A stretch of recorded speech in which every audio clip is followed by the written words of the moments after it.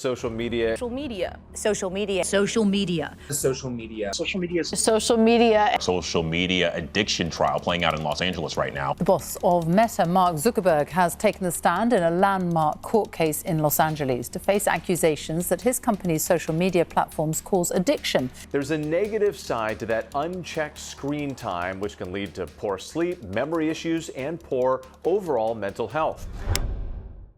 You've seen it happen. You unlock your phone for one thing, and suddenly, 20 minutes have passed. That endless feed, the autoplay videos, the notifications, they're not random. They're designed to capture and monetize your attention. But what if I told you that your attention, your focus, your time, your very capacity to think deeply has become the most valuable currency in the digital world? Today, we're going inside the attention economy, how it works, how it shapes you, and why it matters. Let's begin. The term attention economy might sound abstract, but it's surprisingly concrete. It refers to a world where human attention is scarce, and platforms, advertisers, and creators compete to capture it. Information in the form of videos, images, and text is abundant, but your attention is not. Economist Herbert Simon predicted decades ago that the supply of information increases faster than people can consume it, creating an economic system in which attention is the bottleneck. Unlike traditional economics, where goods are exchanged, here the product is attention itself, which is measured in clicks, watch time, likes, and shares. Platforms turn those measurements into signals of value, building marketplaces where attention drives revenue and influence. But attention isn't just fleeting moments. Scholars divide it into two forms: flow attention, the raw, real-time cognitive resource you spend in seconds and minutes, and calcified attention, the recorded signals like follower counts, view totals, and engagement stats that become digital capital. Calcified attention functions like currency. It confers visibility, opportunities, monetization, and sometimes power. Creators chase it because more attention means better deals, bigger audiences, and network effects. Platforms reward it because higher engagement data means more ad revenue. And as a result, your attention gets traded, packaged, and exchanged like a resource whose value increasingly underpins digital markets. So how does the system actually capture attention? There are three interacting layers. First, interface design. Features like infinite scroll, autoplay, micro animations, and tailored feeds reduce friction and make it effortless to consume more content. These are often subtle design decisions that keep you scrolling almost without choice. Second, behavioral hooks. Intermittent rewards like unpredictable likes, new followers, or surprise content reinforce usage patterns. This is similar to how slot machines operate. Unpredictable rewards keep players engaged longer. Third, algorithms. Machine learning systems reward the content that keeps people watching. They take engagement metrics and amplify high-performing signals, leading to an attention arms race where novelty, emotion, and controversy outperform nuance. Together, these features aren't neutral. They engineer attention capture because the business model depends on keeping eyes and minds on the platform as long as possible. The effects of this attention competition aren't confined to our screens. Researchers find that constant attentional shifts degrade sustained focus, making deep thinking and concentrated work harder over time. Cognitive fragmentation, which is jumping between apps, tabs, and notifications, becomes the default mode of thought. It also fuels emotional churn. Platforms optimize emotional signals, such as surprise, delight, and outrage, because they boost engagement. The result? An environment where your mood becomes data, and your emotional responses are part of the system's feedback loop. Beyond the individual, there are societal consequences. When attention feeds on the most engaging, not necessarily the most truthful or constructive ideas, public discourse can erode into tribalism and polarization.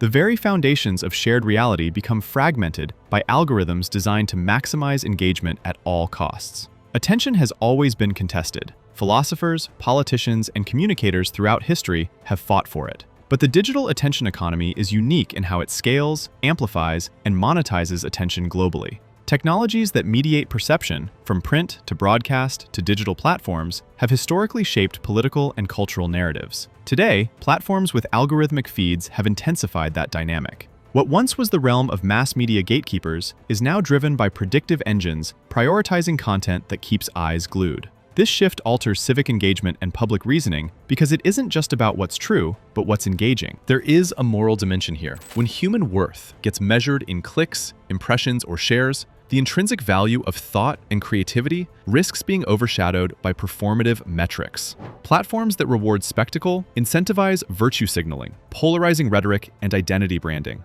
often at the expense of depth and authenticity.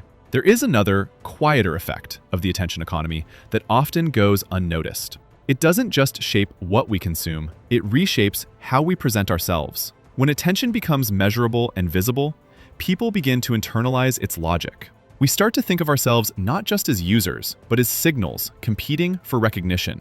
In an environment where visibility equals value, expression becomes strategic. Opinions are sharpened, identities are simplified, and complexity is condensed into formats that travel easily. Subtlety does not spread, ambivalence does not trend. Instead, what emerges are statements and performances that are clear, emotional, and instantly recognizable. Over time, this creates pressure to show coherence, even when real human experience is messy and unresolved. This is why so much online content feels exaggerated, moralized, or emotionally intensified. It's not always because people believe more extreme things. It's because the system rewards clarity over accuracy and intensity over reflection. Attention metrics quietly teach users which kinds of selves are rewarded and which disappear into the feed. This performative pressure doesn't stop with influencers or public figures. Ordinary users learn it too. We curate our moments, compress our beliefs into captions, and learn, often unconsciously, to frame our lives in ways that invite validation. Attention becomes feedback. Feedback becomes self-knowledge, and self-knowledge becomes increasingly externalized. When that happens, the line between authentic expression and optimized performance.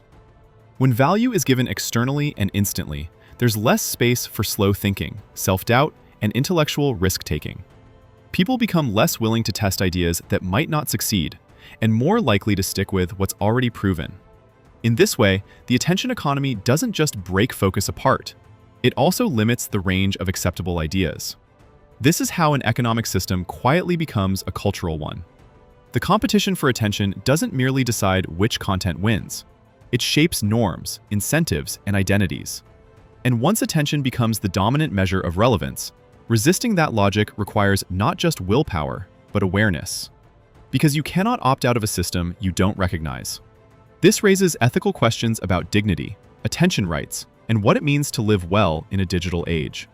If attention becomes the primary axis of value, who benefits? And at what cost to individual agency and collective well-being? The good news is that attention is not completely captive. It's a cognitive resource that can be trained and protected. Research and practitioner frameworks suggest layered strategies to reclaim focus. Remove autoplay, batch notifications, and create device-free zones to build friction against distraction. Establish daily times for deep focus blocks and device breaks. Follow creators and sources that reward depth and thoughtful engagement, rather than emotions optimized for algorithmic distribution. These aren't silver bullets, but they shift control back to the individual and align personal attention with intentional priorities rather than perpetual consumption. The attention economy isn't just a backdrop to our digital lives. It's shaping how we think, feel, and relate to one another. But understanding its mechanics gives us a chance to push back, to design lives and systems that value depth over distraction, meaning over metrics, and agency over automaticity. This isn't just a personal win. It's a cultural one. Because attention, your attention, is too precious to be left to autopilot.